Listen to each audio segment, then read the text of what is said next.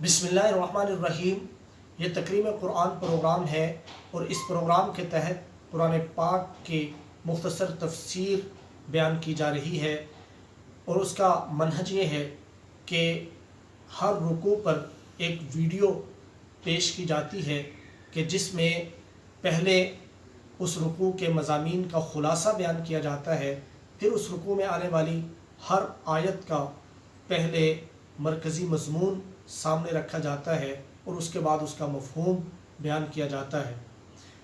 आज की इस नशिस्त में सूरतुल बकरा के रुकू नंबर 12 के हवाले से चंद गुजारिशात पेश की जा रही हैं।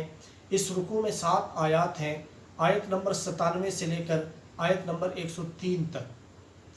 इस रुकू का ख़ुलासा ये है कि इसमें बनी इसराइल की चंद एतक़ादी गुमराहियों का तज़किरा है। दरअसल साले और बेहतरीन इंसानी फ़र्द को तामीर करना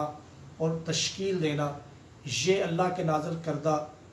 दीन का हमेशा से पहला मकसद रहा है। यानी अंबिया के आने का पहला मकसद यही था कि वो इंसानी अफराद की तामीर और तश्कील इस तरह करें कि वो साले और बेहतरीन इंसान बन जाएं। और साले और बेहतरीन इंसान शरीयत की नज़र में वो है जिसमें कम अज़ कम 4 सिफ़ात पाई जाएं। सबसे पहली सिफत यह है कि उसका अक़ीदा सही हो, नंबर 2 उसका अखलाक बेहतरीन हो, नंबर 3 उसकी इबादत दुरुस्त हो, नंबर 4 उसका रोज़गार हलाल हो। गुज़श्ता 7 रुकू में बनी इसराइल की जिन नफ्सियाती और समाजी गुमराहियों का तज़किरा है, उसका बहुत बड़ा सबब ये था कि उनके अंदर ये चारों सिफ़ात नहीं पाई जा रही थी, कामिल तरीके से मौजूद नहीं थी। ना तो उनमें सही अक़ीदा बाकी रहा था, ना सही अखलाक बाकी रहा था, ना ही उनकी इबादत का तरीका सही बाकी रहा था, ना ही उनका रोज़गार हलाल और पाकीज़ा रहा था। इसी वजह से उनमें बहुत सारी गुमराहियाँ पैदा हुईं, जिनमें से 2 गुमराही एतक़ादी गुमराहियों का तज़किरा अल्लाह ताला ने माक़बल में किया है कि बनी इसराइल के अक़ीदे में एक गुमराही तो ये पैदा हुई कि उन्होंने अल्लाह की नाज़िल करदा वही में तफ़रीक़ करना शुरू कर दी थी कि वो वही के बाज़ हिस्सों को मानते थे और बाज़ हिस्सों का इनकार करते थे। और इसकी दोनों सूरतें उनके अंदर पाई जाती थीं कि वो अल्लाह की किताब के बाज़ हिस्सों को मानते थे और बाज़ हिस्सों का इनकार कर देते थे, या अल्लाह की नाज़िल करदा किताबों में से बाज़ किसी किताब को मान लेते थे और किसी का इनकार कर देते थे। और इसी तरह दूसरी गुमराही जो उनमें पाई जाती थी वो तफ़रीक़ बैन रसूल की थी कि अल्लाह के नबियों पर, तमाम नबियों पर ईमान रखना ज़रूरी है, लेकिन वो बाज़ नबियों को मानते थे और बाज़ नबियों का इनकार कर देते थे। इस रुकू में उनकी एक तीसरी एतक़ादी गुमराही का तज़किरा है कि वो अल्लाह के फ़रिश्तों में भी तफ़रीक़ करने लगे थे कि बाज़ को अपना दुश्मन और बाज़ को अपना खैरख़्वाह कहने लगे थे। हालांकि सही ईमान ये है कि अल्लाह तबारक व तआला के तमाम नबियों पर, नाज़िल करदा तमाम किताबों पर और तमाम फ़रिश्तों पर ईमान लाना यकसा तौर पर ज़रूरी है। फिर इस रुकू के आखिर में इस उनकी एतक़ादी गुमराही का नतीजा भी बयान किया गया है कि वो बदतरीन तवाहुम परस्ती का शिकार हो गए थे और उसका सबब ये था, उसका नतीजा ये था कि वो किताब इलाही से ज़्यादा जादू पर एतक़ाद रखने लगे थे और उनके अंदर किताब इलाही की तालीम फैलने के बजाय जादू की तालीम फैल रही थी। और ये जादू जो कि कुफ्रिया अमल है, उस पर एतक़ाद रखना शिरक है। ये इसका एक बहुत बड़ा नुकसान उनको ये हुआ कि उनका ख़ानदानी निज़ाम बिखरने लगा था। क्यों? इसलिए कि वो जादू का अमल इसलिए सीखते थे ताकि मियाँ बीवी के दरमियान तफ़रीक़ पैदा की जाए। इस रुकू की पहली आयत यानी सूरतुल बकरा की आयत नंबर 97 का मज़मून ये है कि इस आयत में बनी इसराइल की एक गुमराही का तज़किरा है کہ انہوں نے حضرت جبریل علیہ السلام کو صرف اس بنیاد پر اپنا دشمن کہنا شروع کر دیا تھا کہ وہ حضور اکرم صلی اللہ علیہ وسلم پر وحی لے کر نازل ہوتے ہیں۔ دراصل یہود نے اس بات کا دعویٰ کر رکھا تھا کہ آخری نبی بنی اسرائیل میں سے آئیں گے، اور اس کا وہ چرچہ بھی کرتے تھے، لیکن جب حضور اکرم صلی اللہ علیہ وسلم کو اللہ نے نبی بنایا، یعنی نبی بنی اسرائیل کے بجائے بنی اسماعیل میں آئے، تو حسد، تکبر اور تعصب کی بنیاد پر انہوں نے یہ بات گڑھ لی کہ جبریل علیہ السلام جو حضور اکرم صلی اللہ علیہ وسلم پر وحی لے کر آئے ہیں وہ دراصل یہودیوں کے دشمن ہیں، اور میکائیل علیہ السلام کیونکہ رحمت کے فرشتے ہیں، اس لیے اگر وہ وحی لے کر آتے تو بنی اسرائیل میں سے کسی کو نبی بنایا جاتا، نہ کہ بنی اسماعیل میں سے حضور اکرم صلی اللہ علیہ وسلم کو نبی بنایا جاتا۔ یہ بات انہوں نے گڑھ لی تھی، حالانکہ وہ خود بھی جانتے تھے کہ کسی کو نبوت ملنے یا نہ ملنے میں فرشتوں کا کوئی اختیار نہیں ہے، یہ اختیار صرف اللہ تبارک و تعالیٰ کا ہے۔ تو یہ جان بوجھ کر اس کفر میں وہ مبتلا ہو گئے تھے۔ اس آیت کا مفہوم یہ ہے کہ اللہ تعالیٰ نے فرمایا کہ اے پیغمبر فرما دیں کہ جو شخص جبریل علیہ السلام کا دشمن ہے وہ جان لے کہ دراصل وہ اللہ کا اور اس کے سلسلہ ہدایت کا دشمن ہے، کیونکہ وحی الہی کو آپ صلی اللہ علیہ وسلم کے دل پر جبریل علیہ السلام نے اللہ کے حکم سے اتارا ہے۔ یہ وحی اس وحی کی تصدیق کرتی ہے جو یہود کے پاس تورات کی صورت میں موجود ہے، اور یہ وحی یعنی قرآن و سنت مومنین کے لیے ہدایت ہے اور اچھے اعمال پر اچھے انجام کی انہیں خوشخبری دینے والی ہے۔ اس کے بعد اگلی آیت یعنی آیت نمبر 98 کا مضمون یہ ہے کہ اللہ تعالیٰ کے نازل کردہ عقائد جو در حقیقت انسانی فکر و عقل کو موجودات کونیہ اور کائناتی حقائق جو ہیں، کائنات کے جو حقائق ہیں، ان کی درست تعبیر اور اصل بنیادیں فراہم کرتے ہیں۔ ان عقائد کی اہم ترین خصوصیت یہ ہے کہ یہ اپنے ماننے والوں کو ذہنی انارکی اور فکری انتشار سے نکال کر ان میں فکری وحدت پیدا کرتے ہیں، جو آگے چل کر سماجی اور قومی وحدت کو جنم دیتی ہے۔ یہود نے اپنے منفی اخلاقی رویوں، غیر سماجی سلوک، حسد، تکبر اور تعصب سے آلودہ سوچ کے ذریعے ان عقائد میں کچھ ایسی تبدیلیاں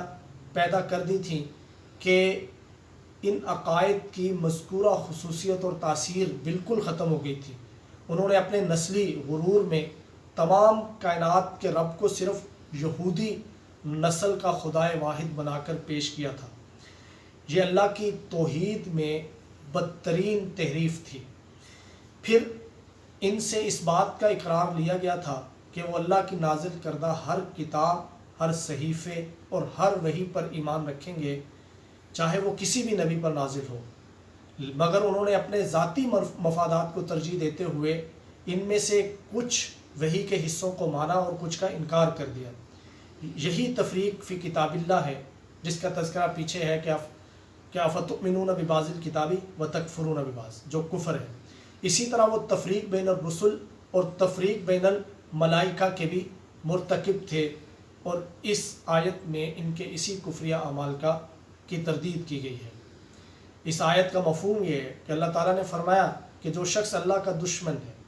کہ وہ اس کی توحید میں تحریف کرتا ہے، اور اس کے فرشتوں کا دشمن ہے کہ ان میں تفریق کرتا ہے، کسی کو مانتا ہے کسی کو نہیں مانتا، اس کے نبیوں کا دشمن ہے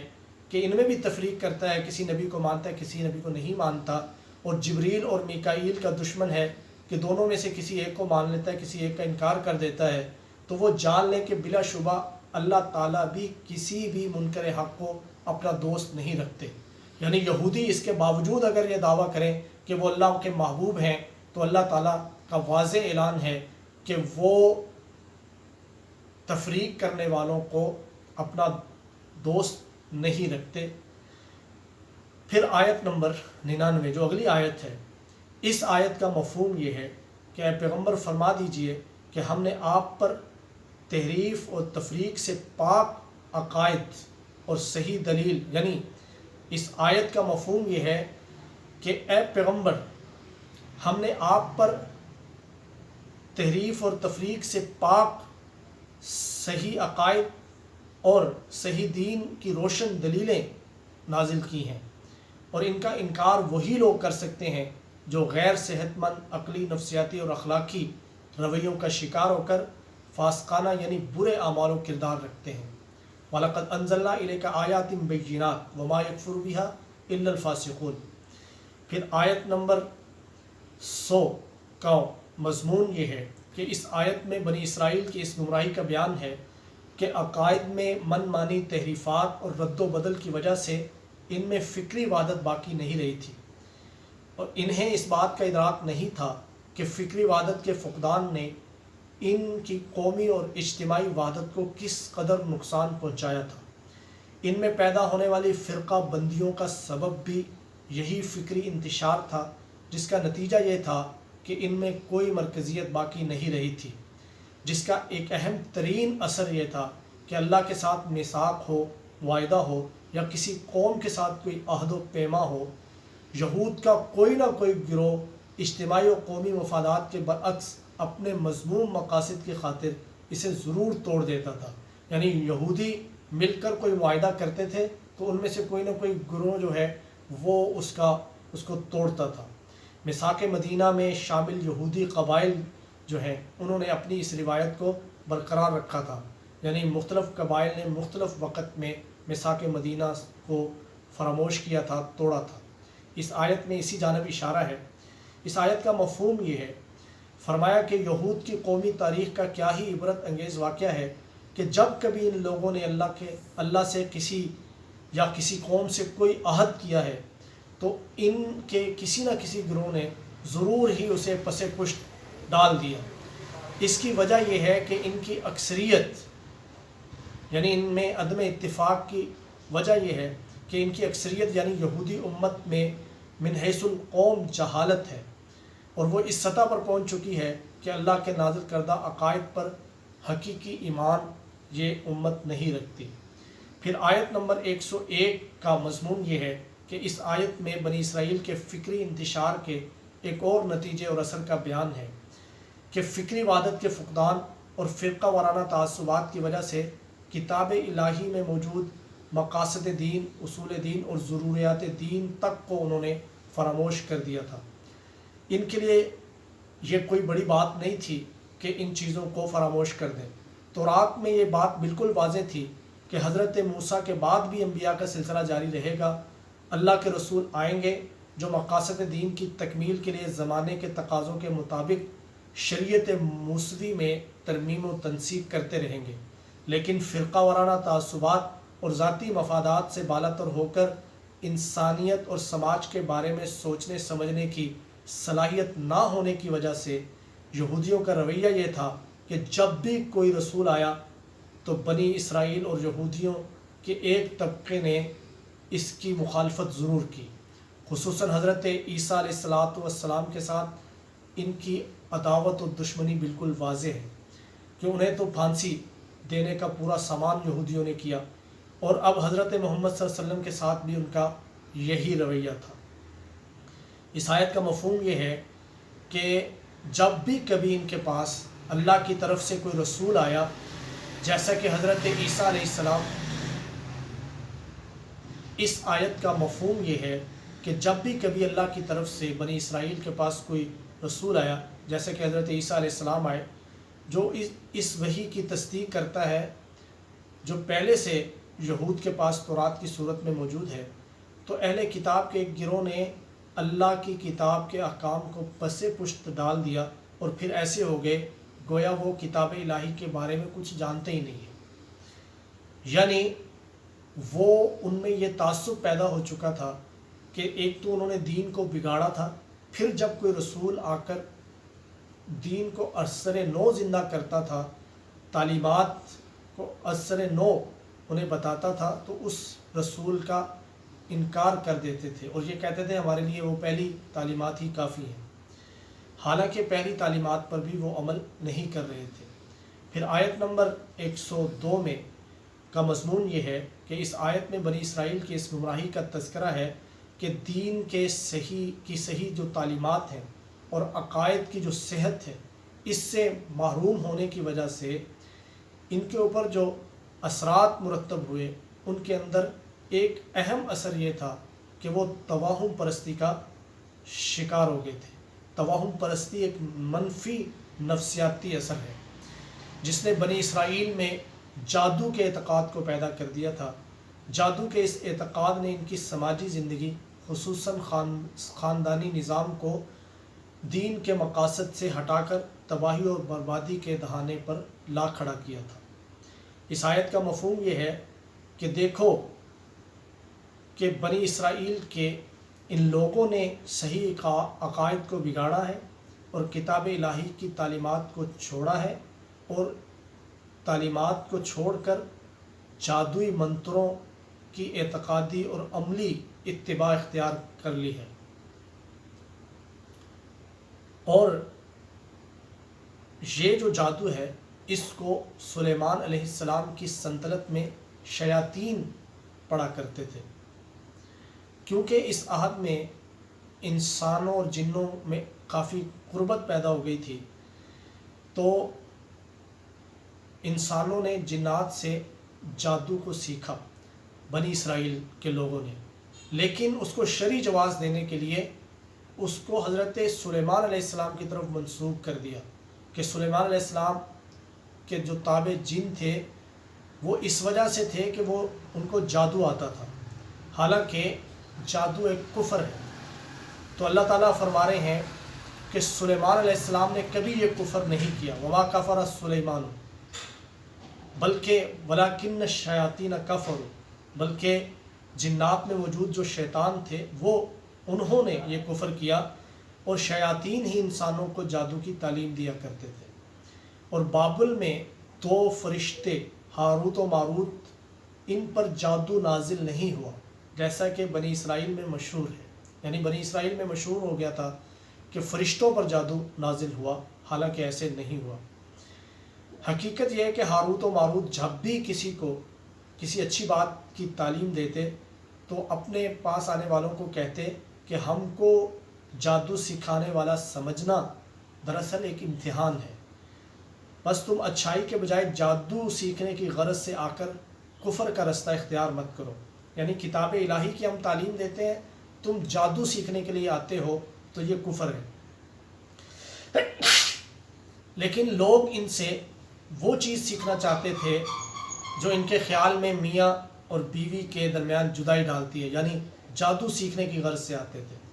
حالانکہ درست بات یہ ہے کہ اللہ کے حکم کے بغیر کوئی بھی جادو کے ساتھ بھی کسی کو نقصان نہیں پہنچا سکتا، اور یہ یہودی اپنے ذاتی مفادات کی خاطر ہمیشہ ان کی عادت ہے کہ یہ وہی چیز سیکھتے ہیں یتعلمون